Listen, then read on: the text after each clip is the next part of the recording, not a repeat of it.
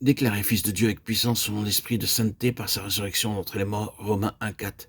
Le corps de résurrection n'est pas un corps physique et psychique, mais un corps spirituel.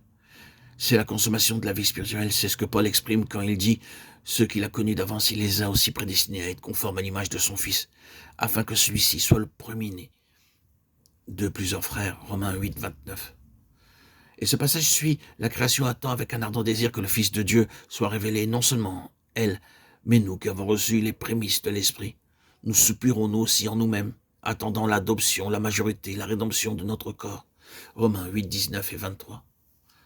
Nous sommes complètement incapables de comprendre ce qu'est un corps spirituel, mais nous voyons qu'il est libéré de beaucoup des limitations de notre forme d'existence actuelle. Notre but ici n'est pas de nous hasarder à faire la description d'une vie au-delà de l'ordre présent, mais simplement de relever et de souligner le principe. Il y a toute une différence entre un esprit sans corps et un corps spirituel, entre un esprit privé de corps et un corps spirituel. C'est ici que notre mentalité est dépassée. Il faut dire ensuite que toute résurrection n'est pas cette résurrection. Notre Seigneur nous a averti que les uns surveilleront pour une résurrection de jugement, d'autres pour une résurrection de vie. La vie de résurrection est celle d'un corps spirituel. Elle est la consommation ou le fruit tout entier d'une vie spirituelle. Combien il est important à cette lumière de connaître la différence qu'il y a entre l'âme et l'esprit, entre la religion comme une chose de l'âme et la vraie spiritualité qui signifie Christ en nous, qui seul est l'espérance de la gloire. Colossiens 27. Voici un mystère que je vous révèle.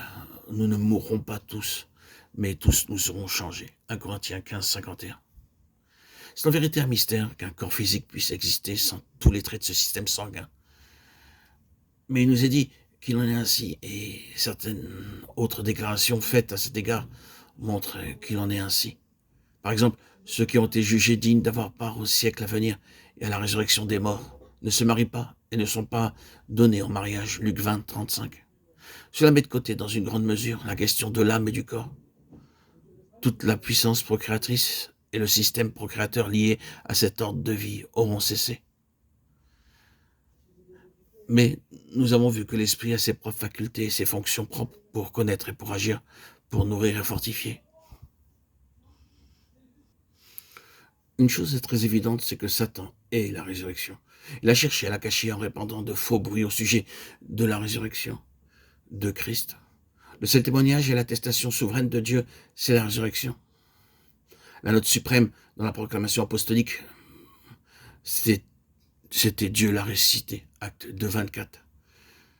La note suprême dans l'expérience du croyant, c'est la résurrection. C'est pourquoi Satan cherche un maître, un serviteur de Dieu, souvent en danger de mort. 2 Corinthiens 11, 23.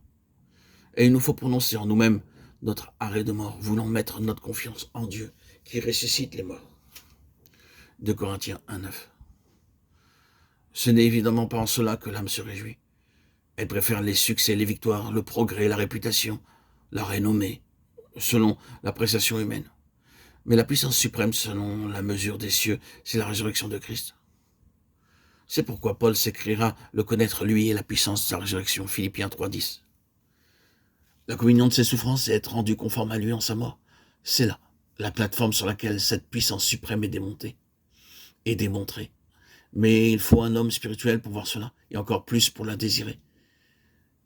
Il nous a donné les arts de l'esprit, de Corinthiens 22. Oui, les arts de notre corps de résurrection. Ces arts sont dans nos corps mortels même. Si l'esprit de celui qui a ressuscité Jésus d'entre les morts habite en vous, celui qui a ressuscité Jésus-Christ d'entre les morts rendra aussi la vie à vos corps mortels par son esprit qui habite en vous. Romains 8, 11. Il y a là un témoignage présent dans l'espérance de la résurrection du corps, qui est possible même dans nos corps mortels.